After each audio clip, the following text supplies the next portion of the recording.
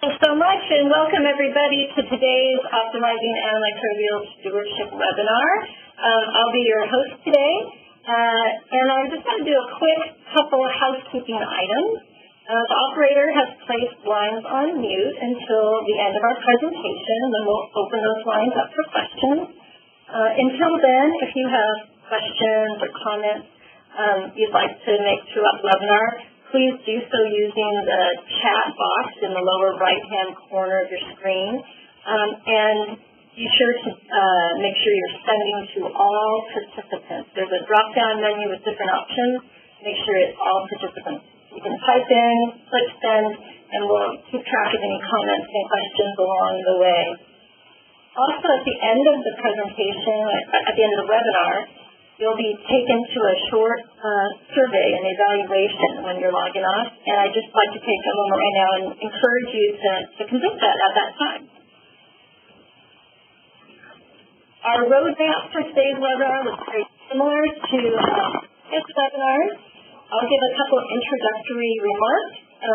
We'll then hear the good stuff, the stuff from our featured hospital, and then we'll open it up for discussion, starting with some comments and reaction from our two panelists from the AMS Stewardship Committee of Seattle.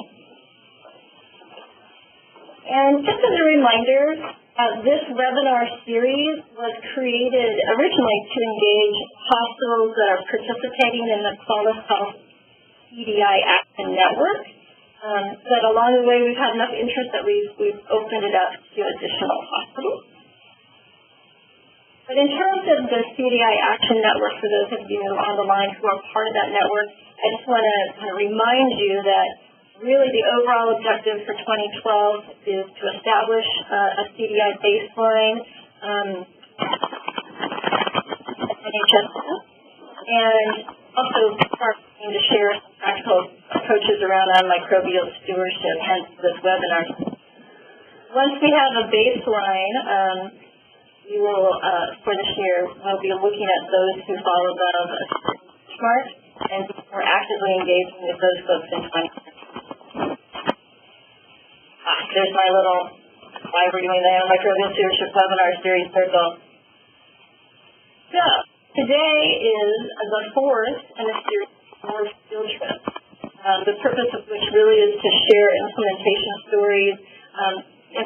Antimicrobial stewardship looks different in different organizations due to different resources, due to all sorts of reasons. There are many different ways to approach it, and we're excited today to be heading to St. Mary's Medical Center in Walla Walla, Washington. This is just a reminder that prior to this series, we did a self-assessment survey for those folks who are in the CDI Action Network. Many of which already have a program in place. We will be resurveying folks in that network in the fall of this year or winter of this year to see if any changes have been made in some of their approaches. After today's call, for any of you, not just those in the CDI Action Network, but for those who want to continue the conversation with peers around antimicrobial stewardship, the Antimicrobial Stewardship Committee of Seattle has graciously offered to open up their listserv to you. If you'd like to participate in that listserv, you can contact Dr. John Lynch directly. His email is on the slide. And if for some reason you were to misplace those slides that were sent earlier, I'll be sending them out again tomorrow. Recording links. Tomorrow or the next day when recording links are available. For those folks in the Action Network, this fall we'll be doing a kickoff webinar, and as I mentioned before, we'll be doing a resurvey. So those are the introductory comments, and not the important juicy part, which is where we're heading next. Today's guest comes from, as I said, Providence St. Mary Medical Center in Walla Walla, Washington. They are Dr. Michael Bernstein and Peggy Yam. And our reactor panel are Dr. Paul Pottinger and Dr. Scott Weitzman. Dr. Pottinger comes from the University of Washington Medical Center, and Dr. Weitzman comes from Seattle Children's. And with no further ado, I say let's jump on the bus and head on over to Walla Walla and hear more about the approach taken at St. Mary Medical Center. I'm going to go ahead and pass control over to Dr. Bernstein. Thank you, Tina. Well, as Tina mentioned, we're in Walla, Southeast Washington. We're nestled up against the Blue Mountains, and historically known for growing wheat, and more recently for sweet onions and wine grapes, as well as Whitman College. The Providence symbol there shows our location in Walla County, bounded on the west by the confluence of the Snake and Columbia Rivers. And we're a relatively small rural hospital with a little over 4,000 admissions per year, a little over 6,000 outpatient surgeries, and about 1,600 inpatient surgeries. Some of the other presenters on the earlier field trips gave definitions of stewardship. Stewardship is also one of the Providence core values, and the Providence definition for the core values are we believe everything entrusted to us is for the common good, and we strive for care wisely for our people, our resources, and our earth.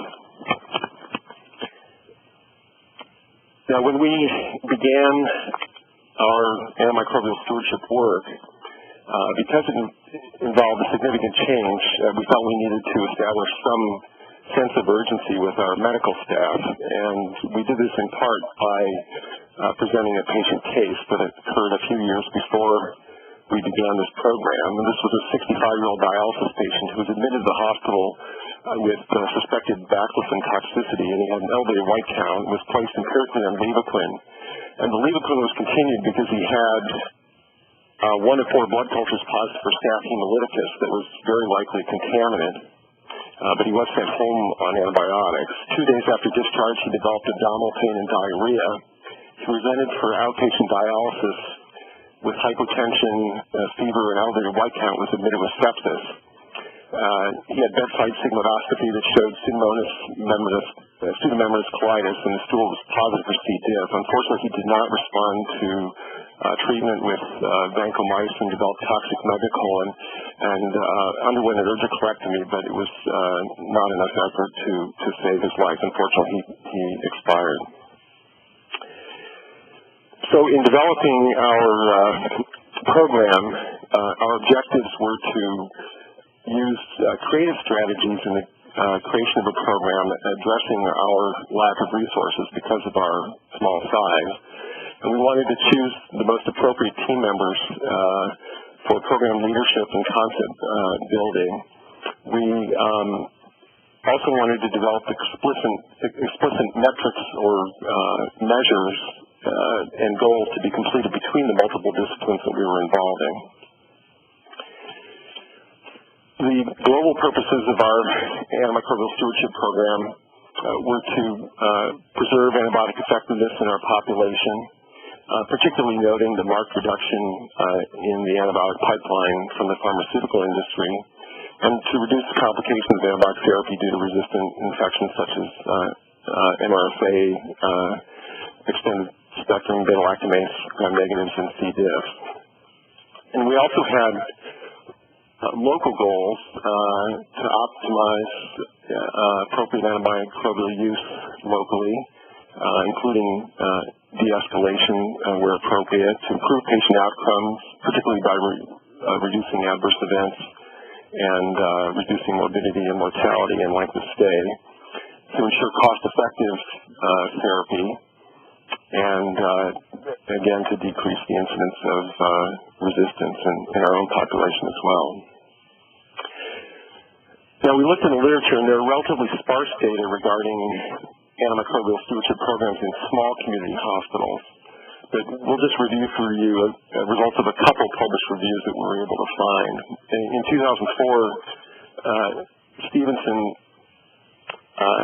published a survey of community hospitals with regard to their pharmacy services and antimicrobial stewardship, and showed that only 5% had 24-hour pharmacy services, and we're in the 95% that do not.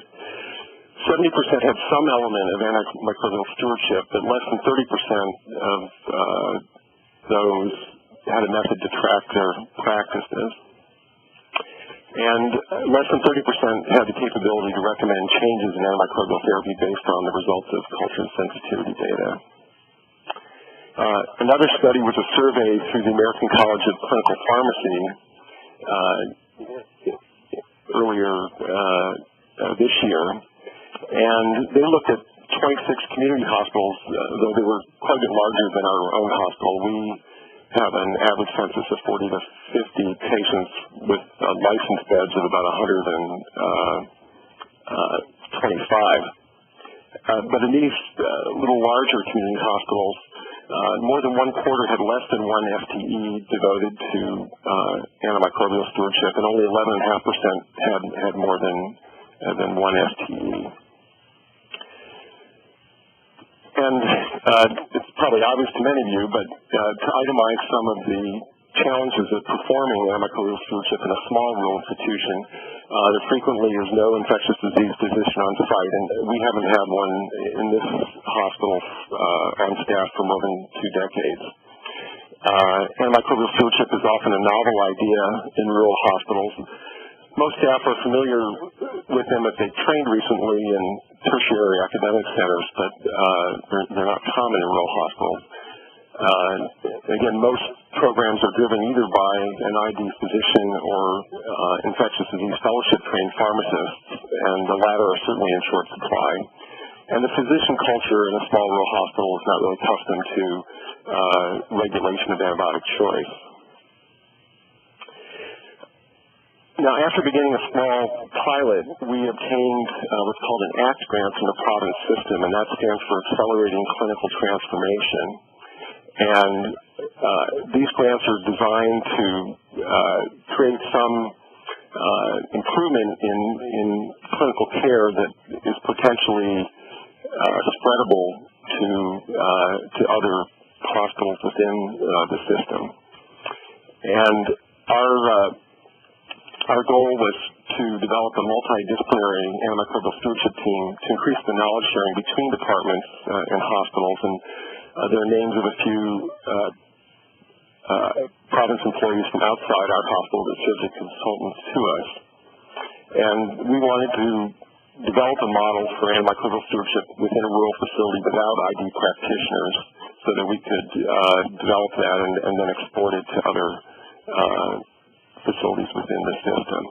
Now, another benefit of the ACT grant that I don't know that we appreciated initially, but are really pleased about later, is that the grants are really force you to develop some metrics that you'll follow to show clinical or cost effectiveness. And I don't think without the grant we would have done that in such a rigorous fashion. This is our timeline in which we developed the program. We began in the fall of 2009 by doing a gap analysis and submitted the grant in late 2009. We then had a pharmacy resident gather baseline data for about 6 months, so we'd have something to compare to after we started the antimicrobial stewardship program. And the program itself began in May of 2010. We had new pharmacy personnel, including Peggy Dam, who's now the coordinator for the program, join us in July 2010. Later that year, when we had some initial data, we saw some gaps in our capture and reporting and addressed those. We then had pretty good data from about December 2010 through June 2011, and that allowed us to analyze how we were doing and make plans for the future.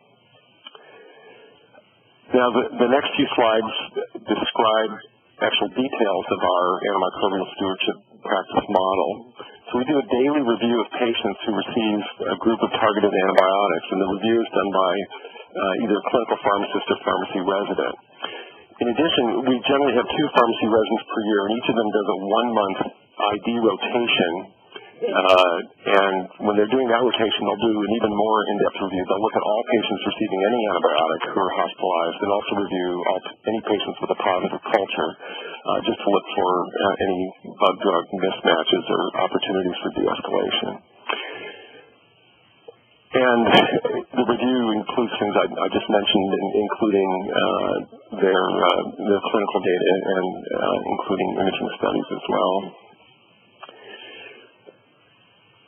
Now, the way we dealt with the big gap of not having an on-site infectious disease physician was basically to use telemedicine, and we really do it in its most primitive form with just the telephone, to communicate with an off-site infectious disease physician who's based in Spokane. And that's really been a crux, really the backbone of our program. But we have done a lot of education, and it includes to the practitioners and medical staff, as well as all the clinical pharmacists. And so we've tried to attend the IDSA meeting.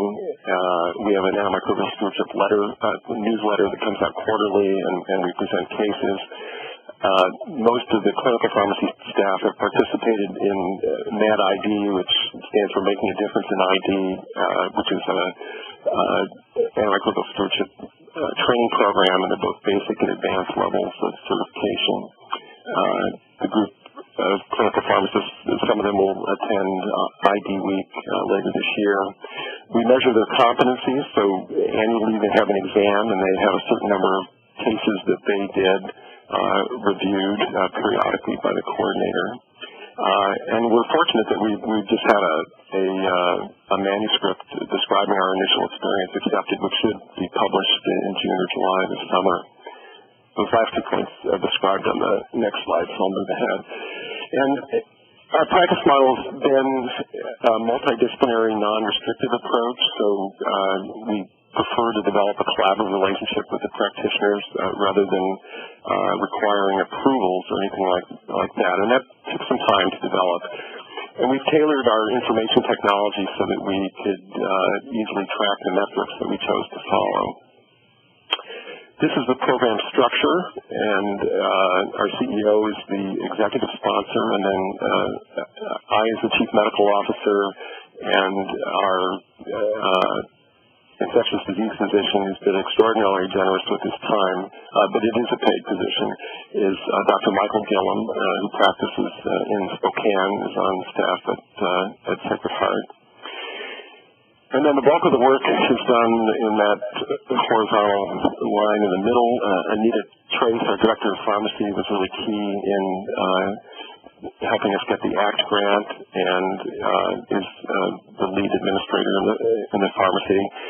Peggy Yam, who will be speaking shortly, is the day-to-day supervisor of the whole program as the AMS coordinator, and also the supervisor of clinical pharmacy. And our microbiologist, Rhonda Riesdorf, and our infection control practitioner, Sherry Redford, join us weekly for the AMS rounds that we'll describe in a minute. And we have quality representation as well. And then the pharmacy residents are on a clinical rotation about 60% of the time, and are able to help us with the antimicrobial stewardship work. Our practice model is that we communicate daily with practitioners when there are recommendations to be made. We started with an AMS communication form, and that's when we were rolling the program out in case someone had missed the various forms of communication we'd used, either through CME or newsletter. And the communication form kind of described what our goals were, and that it was just a recommendation, and it wasn't either a consultation or a requirement that they make changes. But it was co-signed by me, and that form was not a permanent part of the chart, but was left in the chart as a way to communicate to the practitioner. We only needed to use that form for 3 or 4 months before we had enough publicity that people doing inpatient work were aware of the program. And we had follow-up communications as well. And then on an as-needed basis, we'll have daily if needed communication between the clinical pharmacist and the ID expert, or even have occasionally arranged for the prescriber to speak directly to the ID expert. And very rarely, but occasionally, the pharmacist has asked me to get involved in communicating with the practitioner. And we identify our patients using software called Sentry 7, and this is a web-based data mining software that extracts real-time information from our EMR or any hospital information system.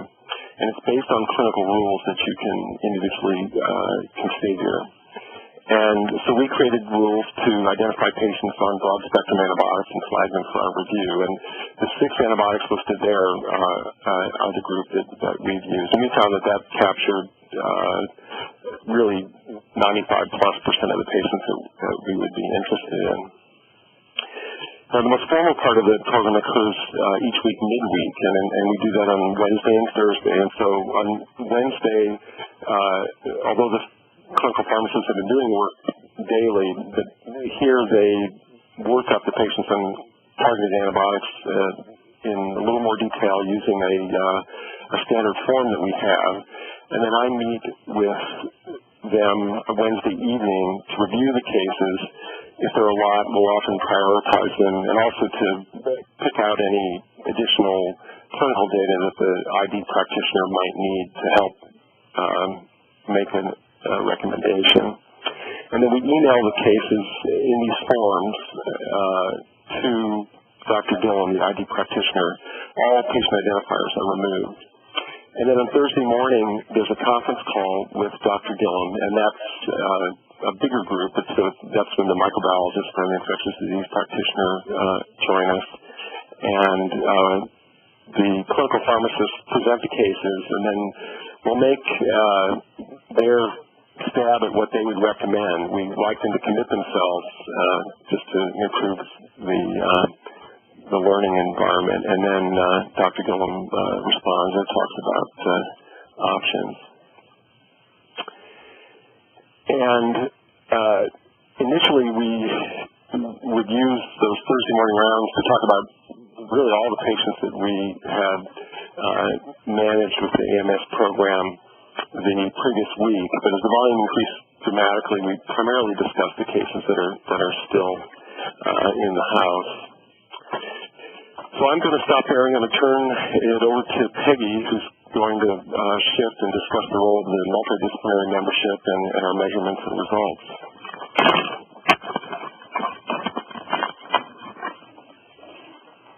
Okay, good afternoon, everyone. So as Dr. Bernstein has described, we do have unique challenges. Unique challenges as a community hospital, but as we all know, antimicrobial misuse, and therefore the need for stewardship, is not limited just to the tertiary setting. So it makes it even more imperative for hospitals such as ourselves to utilize who and what we do have. And we felt that one of the key elements to our success was our multidisciplinary approach. So in the next few slides, I have pretty much very detailed information for completeness for any institutions on the line that are thinking about starting an AMS program. But the members that I wanted to focus on include the physician champion, our ID physician, as well as our microbiology department. So starting with the physician champion, some of the characteristics that'll be really beneficial for your program are that if that physician champion already has administrative influence, if they're a leader amongst his or her peers, and if they happen to have some kind of infectious disease training or related experience in their career. In our situation, Dr. Bernstein, he did have many of these traits, as he is our chief medical officer, and he's also a pulmonologist in training, or by training. Our ID physician, Dr. Dillon, he is off-site, and he also already had an existing relationship with the pharmacy leaders at Sacred Heart in Spokane, and he already has some influence amongst his fellow ID physicians as well. The other team member that I wanted to focus on included microbiology and infection control. Microbiology we'll focus on again later on in a couple of slides, but We had Rhonda Reisdorf. She was our lead microbiology person in the lab, and she was a very important part to the success of our program. In this slide, I have listed the different pharmacy members that were on our team, and we'll go into a little bit more detail about them in just a minute. So the physician champion, first and foremost, he was responsible for introduction of the program to our peers and also getting their buy-in, and then just representation at different levels within the community and within the hospital system. So representation at the medical executive committee, also with administration, and also specifically for us within the Providence system as well. And then the last responsibility is also to develop a very close relationship with our ID physician, especially since he is off-site. The physician champion also often has to play the good, bad, and the ugly, unfortunately. So in addition to program oversight and direction, sometimes the less attractive element of managing what we call outlaw prescribers is the role of the physician champion.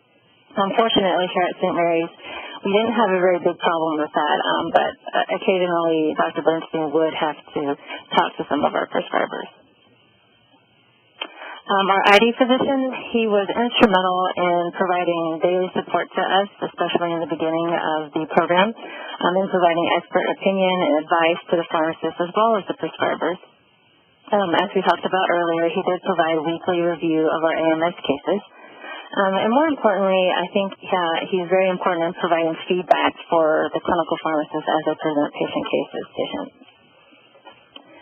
Hospital administration was pretty much very hands-off with the program, but they did provide a lot of program appraisal through the Medical Executive Committee. Infection control, they did participate in weekly rounds, and something that we found very important to our program was that they were responsible for letting us know any patterns of resistance, any multi-drug resistant organisms, C. diff rates, HCAP rates, and so forth. And then one of the most important and effective relationships that we formed through our AMS program was that with microbiology. They attend our weekly rounds, and at first it began with just the lead microbiologist, but now they rotate through. And more importantly, they are involved in the day-to-day discussion of patient cases. And once we realized that we had a lot of common goals between microbiology and pharmacy, we developed joint goals and projects, which we'll talk about in just a minute. In this slide, it outlines the specific duties of the different pharmacy members. And what I want to point out is that the pharmacy was in charge of providing quality assurance of the program, providing program tracking and data mining and report generation. And what I really want to drive home with this particular slide is that when an AMS program is begun, or any quality improvement project for that matter, it is very essential to identify not only what you're going to track, but who is going to track it and how you will track those metrics and results, because as we all know, unless you can prove it in your numbers, then you can't really prove your worth to provide a sustainable program. This table sums up pretty much what we've gone through in the last couple of slides. It's straight out of the publication that we have in the American Journal of Health System Pharmacists that should be out on July 1st. So the specific objectives that we set for multidisciplinary practices as part of the ACT grant was to improve relations in areas of communication, collaboration, and integration of services between pharmacy, laboratory, and infection prevention. More importantly, I think the overall goal that we were looking for was that we wanted to achieve a practice where we were affecting not only individual patient care, but also population-based care, where we can make changes throughout the hospital versus individual patients. Initially, our metric goal was to have 2 cases per week reviewed by pharmacy and micro-infection prevention, and what we found was that we far exceeded this goal very soon after the initiation of the program. We also set the goal of annual review of the facility and a biogram. We also said that we would look at our C. diff rates twice yearly, but in fact we look at those quarterly. And we also quarterly review the use of our antimicrobial use patterns as well as costs. So, again, when we realized that micro and pharmacy had a lot of overlapping goals and responsibilities, we formed a subgroup that reported up through the AMS committee and then later to the PNT and Infection Control Committee. And the expected outcome that we were hoping to achieve was that, first, that pharmacy and lab would both achieve their common goals while jointly affecting both patient and population-based care. Reporting, again, went through the AMS committee, and we soon developed two major projects just within this first year of the AMS program. And the first project was the annual review of the selection of the laboratory's VITEC cards, which are used to choose which antibiotics will be tested against which organisms. And the way that we made this decision was by talking about the pharmacy's formulary, as well as reviewing the antibiogram data, any medication use evaluations that took part of as part of the AMS program, and then also through the evaluation of prescribing patterns. Another large project that we did together was the review and selection of culture and sensitivity reporting to develop what we call a reporting cascade, or sometimes also referred to as a suppression model. And that is basically where, depending on the organism, you report out on the culture and sensitivity different antibiotics based on the sensitivities to different drugs. And on this next slide is actually a draft version of our completed product. So if we look at, for example, Pseudomonas, those medications in the blue or aqua tier are what are reported out on the culture and sensitivity reports first. And if there's any resistance to any of those organisms, and then you move on to the second, the green tier, and those are reported out on the culture and sensitivity report. So what were the results of our joint efforts between lab and micro? Well, that was one of the important lessons that we learned. We did not specifically track these cases, or we didn't specifically track the positive changes that were made, but there were many of them, many of which affected the hospital as a system. And here I have listed just 4 examples for you. The first one was where we saw that Enterococcus faecalis, actually no matter what the culture source was, fluoroquinolone sensitivities were reported out for all cultures. And what we noticed through our AMS practice was that physicians were prescribing quinolones for Enterococcus infections of the bloodstream, which we all know is not generally the best thing to do. So after discussion with microbiology, they now suppress fluoroquinolone sensitivities on culture sources unless it's of the urine. Another major change that occurred because of our joint efforts was, again, through AMS review, there was a patient who, again, had Enterococcus faecalis, and they were given an R, or resistant to ampicillin in the urine, but as they were sensitive to ampicillin in the blood culture. Same patient, same MIC.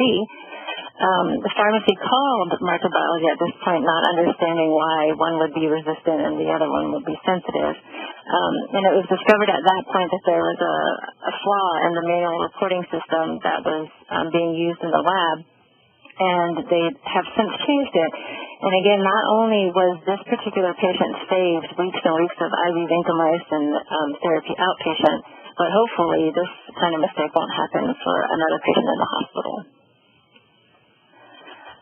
So moving on to some of our other results that we did track, something that we set out to look at from the beginning was antimicrobial interventions.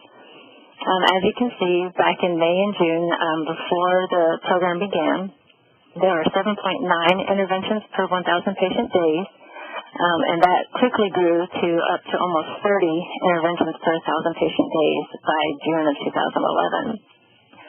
The most common interventions made were antibiotic de-escalation, antibiotic change or discontinuation, and then also change in dose and frequency of antibiotics.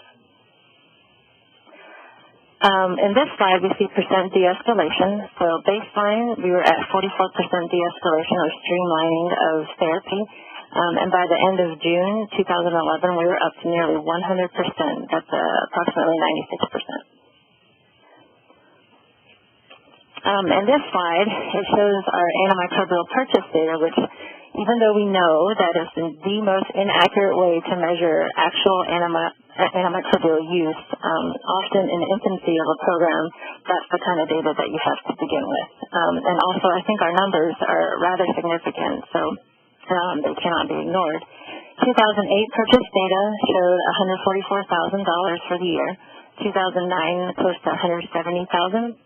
In 2010, we were budgeted an estimate of almost $180,000 for that year, and our program began in May. 2010 actual budget was only $140,000, and then by 2011, we cut that by more than half to $74,000. So, again, even though it is the most raw way to capture antimicrobial use, we did manage to significantly decrease our producing of antimicrobials. Even more excitingly, or something that we're really proud of, is our effect on C. diff. Now, we don't think that, obviously, these are due to our AMS practices alone, but we think that it had some bearing on our C. diff rates. And as you can see, back in 2008, we were at about 5.5 cases per 10,000 patient days. And towards the end, we were at 1.6 cases per 10,000 patient days. And in the last 3 quarters of 2011, you can see there on the graph it was 0 cases per 10,000 patient days. We actually are also beginning another study and a hopeful publication, and this study will be comparing approximately 30 C. diff cases that occurred prior to our AMS efforts, matching them to patients who received antibiotics after our AMS efforts, and seeing if we can find some kind of relationship between our AMS efforts and the decreased C. diff rates. So future directions, they are based very heavily on the many lessons that we learned throughout this last year and a half of our AMS program. We will also use education and pearls that we've learned from other groups, such as MAD-ID, IDSA, and SHEA. Something that we're looking forward to is using bedside medication verification, or BMV, to track actual antimicrobial use, and this is very heavily supported by IDSA and the CDC, as we all recognize that the best way to actually track the most accurate antimicrobial use is through BMV. And as our program has become much more mature and we've worked out the operational aspects, we're going to make our program much more patient outcome focused. So looking at things, for example, making sure that patients receive their antimicrobials on time, especially in our sepsis patients. Looking at appropriate antimicrobial use, so such as bug and drug mismatches. Now, this is something that we did every single day during our AMS review, but we did not actually track it in the first phase of our AMS program. Other things we will look at include duration of therapy, length of stay, broken down into total and ICU stay, and then mortality. Another metric that we will also look at is prescriber behavioral patterns. Now, Dr. Bernstein mentioned earlier that our program has been one that has been very non-restrictive and focuses on positive reinforcement of good behavior versus restrictive approaches. And this is actually reviewed and published by Tirani et al. In Clinical Infectious Diseases in 2011. And they looked specifically at prescribing patterns in the AMS efforts. And what they found was that the most successful ways to influence behavioral patterns was to be non-restrictive in your approach. And luckily, the environment of our hospital is one that we can use non-restrictive approaches. Another future direction includes making our metrics more visible, not just to us. We all know what our data is, but we're not sure that the hospital knows, we're not sure that our prescribers all know, and that our different nursing units are aware. Another future direction includes benchmarking with NHSN. Our data source of choice will be bedside medication verification. And then another practice that has been talked about at both IDSA and MAD-ID includes cycling a small portion of the antibiotic purchase savings back into the program for various reasons, one being to provide ongoing education for the staff that carry out the daily duties, and then also as a means of rewarding those who work very hard in the AMS program. And last but not least is the practice of community stewardship. So something that's being emphasized and looked at for all AMS programs is extending those practices out to the outpatient setting. Here in Walla Walla, what we've noted to be an area of need is that in our outpatient infusion world, because we are a small community, many of our outlying communities bring their patients here for their outpatient infusion antibiotics. So for us, that's an area that we think we can easily target. So in conclusion, while there are many challenges and limitations for community hospitals, there are also many opportunities and benefits that if you're able to realize them and build upon them, you can build a successful AMS program, such as the one that we have completed in the last 2 years. And with that, I'll give it back to Tina. Thanks so much, Peggy. If you would go ahead and advance the slide. Oh, okay. And to the next one. Great, thanks. What a wonderful presentation, and how great to hear about an innovative approach where you're using off-site folks as well as folks on-site. At this point, I'd like to open up discussion by first having our two panelists react to the presentation either with comments or a question for the presenters. Our two panelists are, again, Dr. Paul Pottinger and Dr. Scott Weissman. Hey, this is Paul at UW. Congratulations.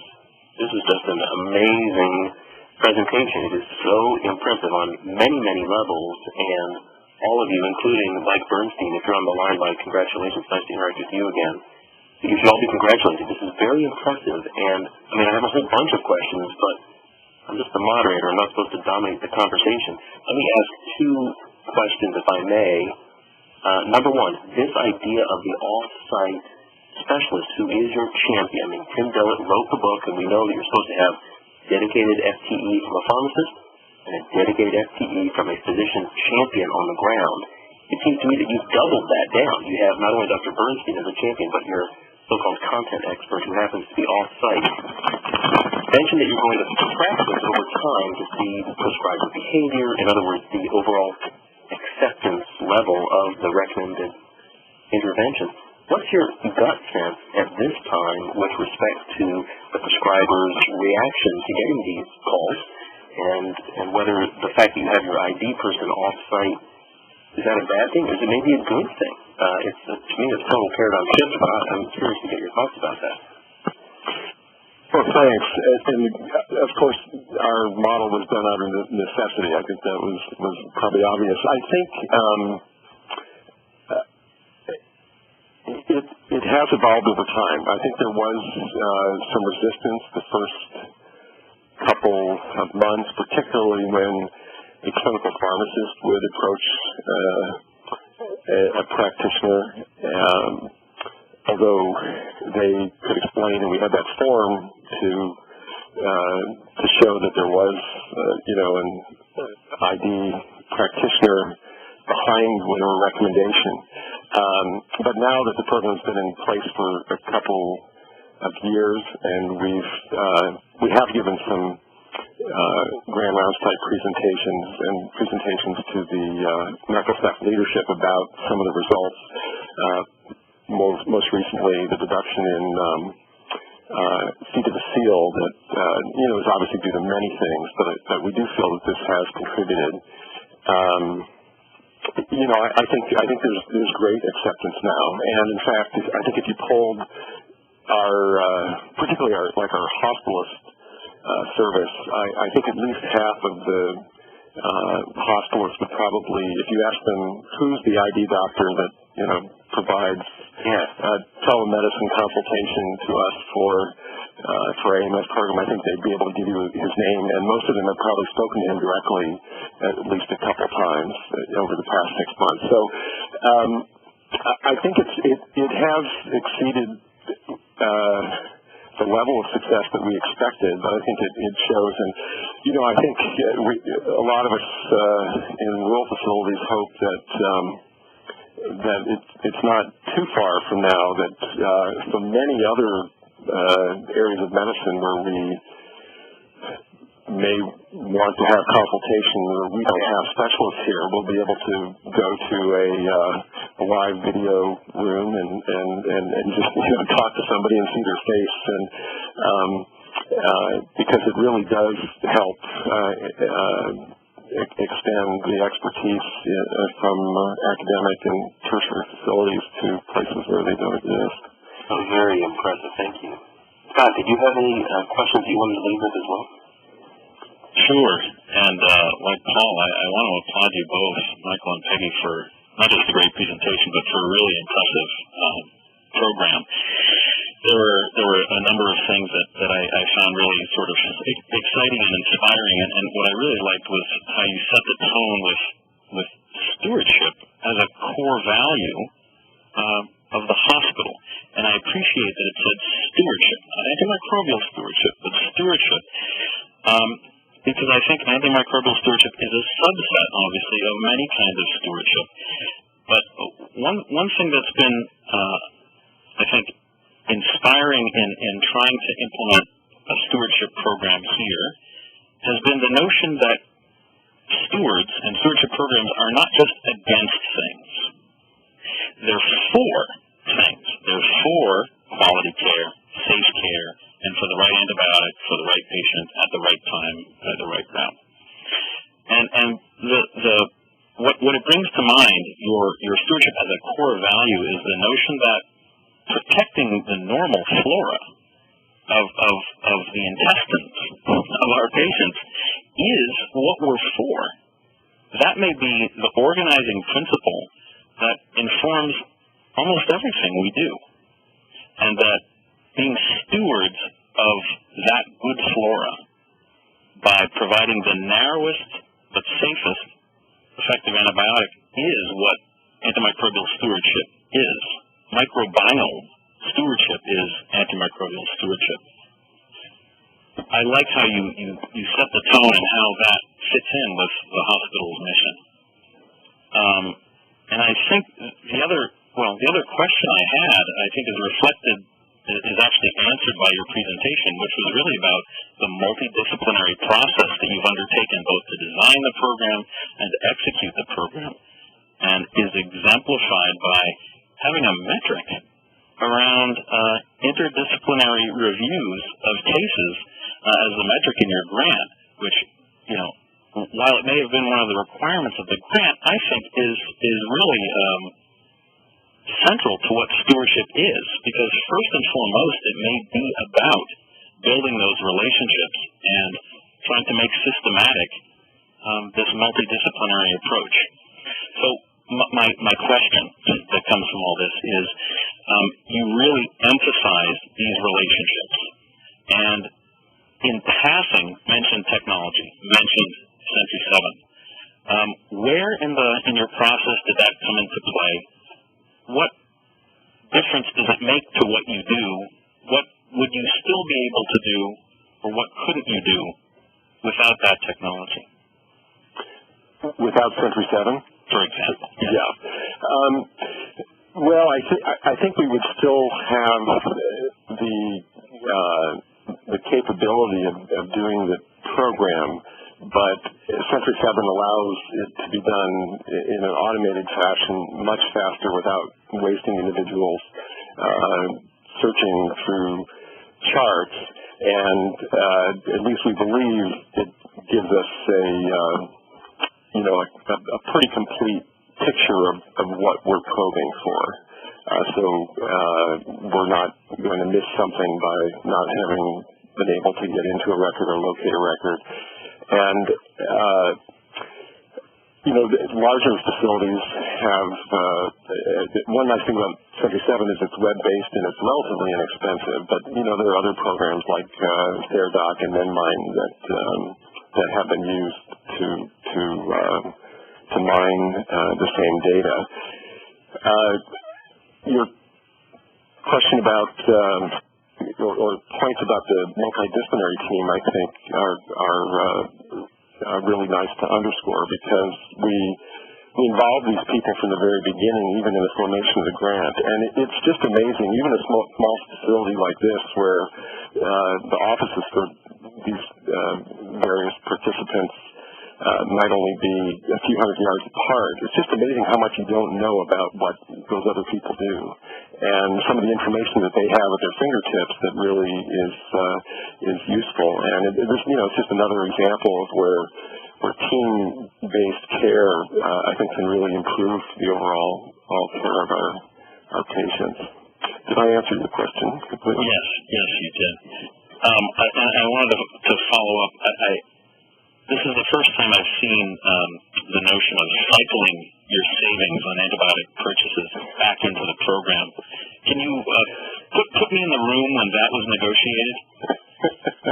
Well, it's a future direction, so I don't think we've closed the deal on that. But one way what we're doing right now is creating, because we're small and everybody is budget challenged in this environment, as you know, we're putting together another clinical pharmacy position, and a portion of it will be dedicated to antimicrobial stewardship, and actually extending it into areas that we don't already participate in, such as outpatient infusion center and even potentially the clinics. And so by the savings that we've been able to demonstrate, we're hoping to justify that portion of that FTE, which will be a new position. And getting any new position these days is really a challenge.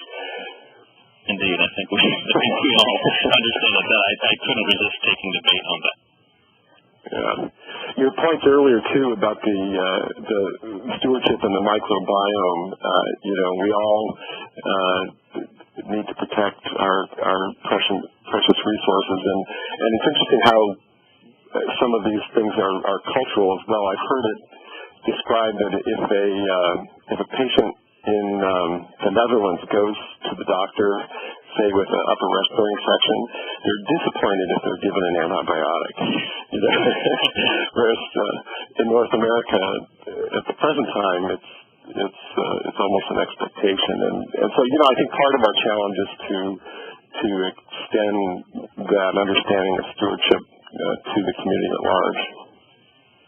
I couldn't agree more. Thank you for that response.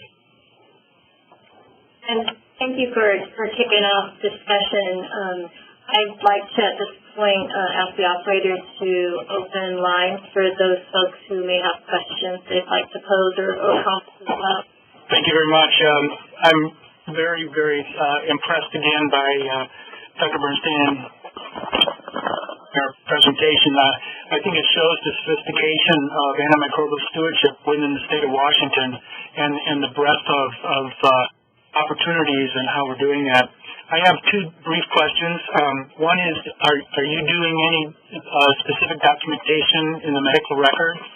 And number two, do you have any pharmacy and therapeutics approved protocols that allows the pharmacist to act somewhat independently of the ID physician when they're not necessarily available?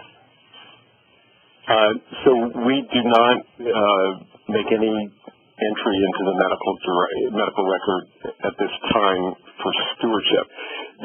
Pharmacists do occasionally make renal dose adjustments,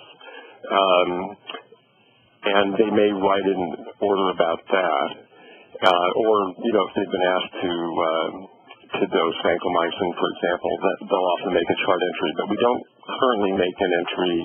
We're really just giving recommendations to the prescriber.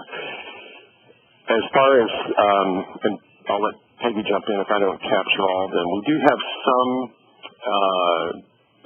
very basic protocols really for which medication within a certain class, like for quinolone, and I don't think we yet have one for IV to PO conversion, although we've talked about it. Yeah, here's Peggy. Okay, hi. So as far as Dr. Bernstein was right, as far as documentation in the medical record, we don't do that. We do document all of our progress notes that are rather detailed and thorough in our Century 7 database. And as we move into EPIC, because the Providence system is moving to EPIC, there is initial discussions about having those interventions, because our clinical intervention database will also be in EPIC, shared into the medical record, so that's something that'll come down the line in a couple of years. As far as disease-based protocols, here at St. Mary's, we don't have any, for example, like community-acquired pneumonia protocols. We don't have those, and we don't use them. But as the system moves to EPIC, there are many of those protocols that our EPIC hospitals are already using. So those will be available for use. And then I think if I understood your question correctly, as far as functioning independently of the infectious disease physician. So initially, when we de-escalated therapy, we would run every single change by Dr. Gillum before we would recommend that change. And when we found that our interventions were quadrupling in volume, we began to make many of those recommendations prior to our Thursday meeting with Dr. Gillum. And we would still run them by him, but we would go ahead and make them before Thursday. And then it grew to the point where we were educated enough to be able to make those simple changes without even contacting him first. And then what was remaining in-house on Wednesday afternoons is what we would discuss on Thursdays. Very good. It's excellent use of resources.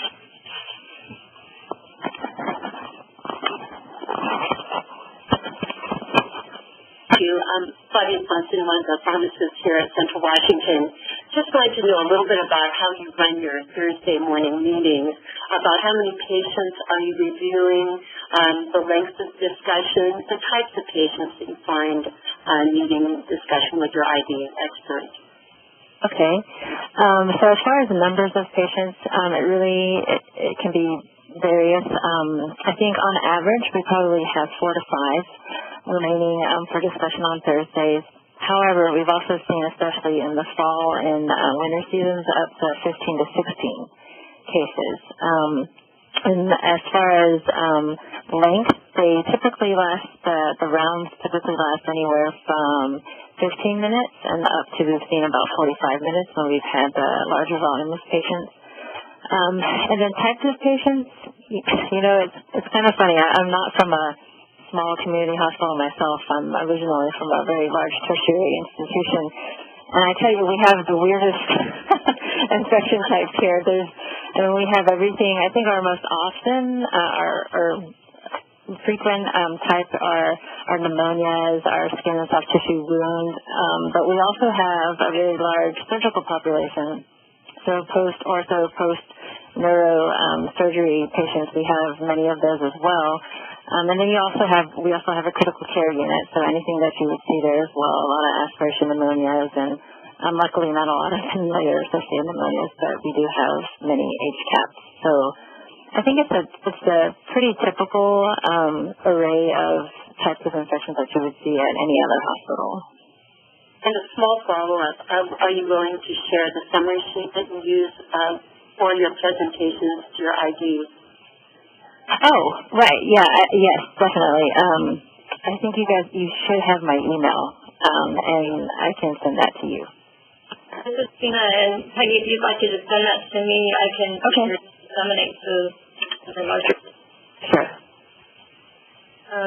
And in looking at the time and being respectful for the hour-long slot we've had here, I guess I would encourage folks who have additional comments or questions to directly contact Peggy and Dr. Bernstein. Their emails are in the presentation.